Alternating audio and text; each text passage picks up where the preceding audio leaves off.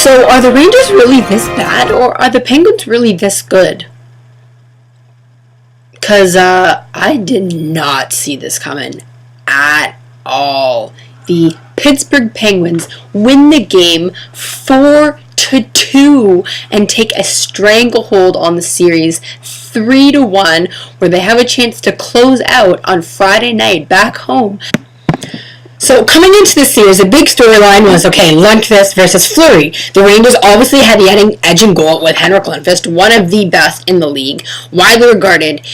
Yet Fleury is outplaying him through 4 games. Fleury has only given up now in the 4 games, I believe, 5 goals. He had back-to-back shutouts. He had a shutout streak of 145 minutes and 30 seconds. Just over 7 straight periods of letting in no goals. That is remarkable.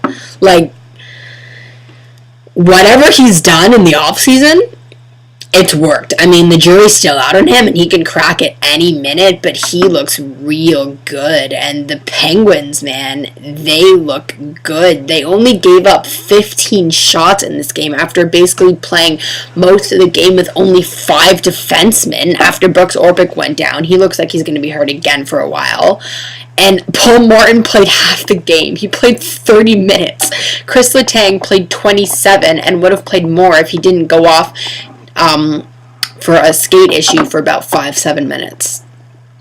Like, that's ridiculous. They did not score on the power play. Their power play has been a bit cold lately, but the Rangers haven't scored on 36 straight power plays now.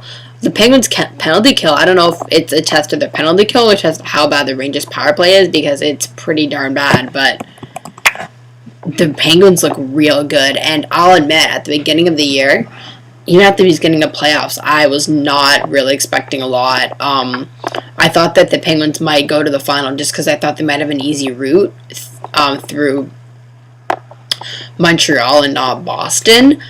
But I did not expect them to just roll over the Rangers like this. I thought that they would have a much harder time against New York than against Columbus. And Columbus has fought. They fought back. They at least showed some fighting them. New York just looks dead.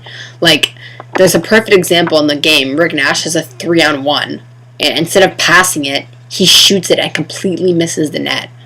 Like, what's that about? Like, for all the flack Crosby was getting for not scoring, Rick Nash has not scored, and he's not even done anything. At least Crosby was setting up, making plays. Like, what's Nash done? What's Martin St. Louis done? You know? Like, that trade's looking awfully good for Tampa and awfully bad for New York right now if they cannot get their stuff together, which it looks like they cannot.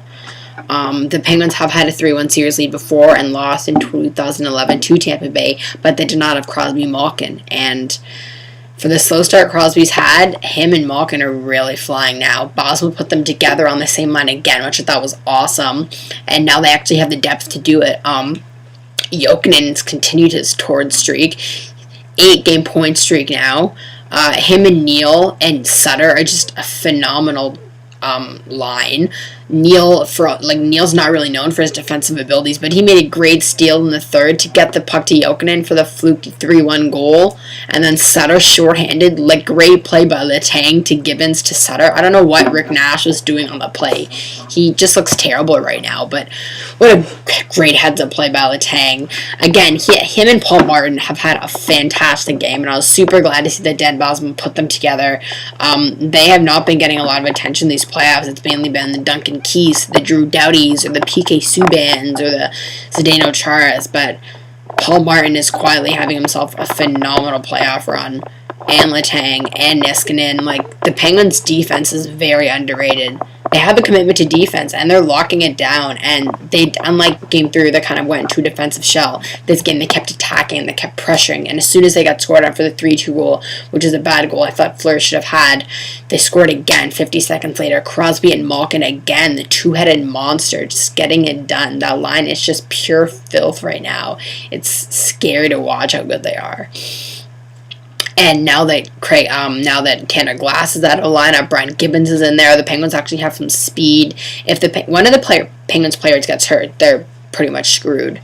And Crosby looks like he might be a bit shaken up. He's taken quite a couple nasty cross checks to the head, to the neck. He can use some rest, but man, this is probably as good as I've seen them all year. They're finally getting depth scoring. That third line of Bennett, Gotch, and Stempniak looks really good, even though they did not produce. They're making plays happen all night. Bennett's a real smart player. He's got great hands. Stempniak had some nifty little moves. Marcel Gotch has done wonders for this team. Great little work in the face-off circle. Excellent puck possession. This team looks real good right now. It's very, very impressive. Hope the boys can keep it up to close out on Friday. They have not typically been good at Consol Energy Center closing out series, so I hope that changes on Friday. But it'll give them some much-needed rest, and Montreal and Boston are basically going to kill each other and tear each other apart. So whoever comes out of that series is going to be battered and bruised. So could be a very good situation here for the Penguins. Something that I did not expect, definitely the way this season started. So that's all I have for this one. Please comment in the comment box below. Please like if you like this video. Subscribe if you really like it. Tell all your friends. Tell everyone. And I'll see you on Friday. Hopefully we've closed out the series.